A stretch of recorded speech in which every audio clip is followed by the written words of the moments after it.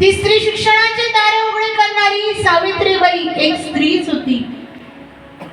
मैं मेरी झाशी नाही दूंगी असं म्हणत लढणारी झाशीची राणी मणिकर्णिका, राणी लक्ष्मीबाई कोण होती? स्त्रीच होती.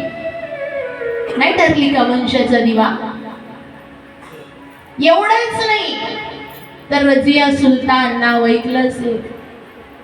वडिलांनी राजगादीवरती बसवलं कोणाला? मुलीला. मुलगी कोण बनली आज हे समजून घ्यायचे.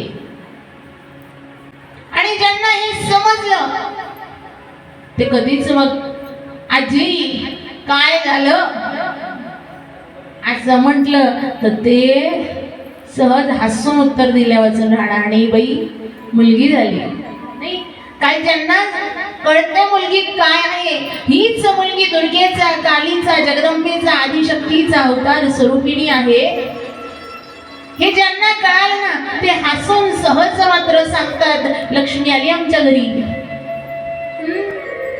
राधा झाली आमच्या घरी, रुक्मिणी आली आमच्या घरी. सहज हसून मात्र बोलतात, सांगतात.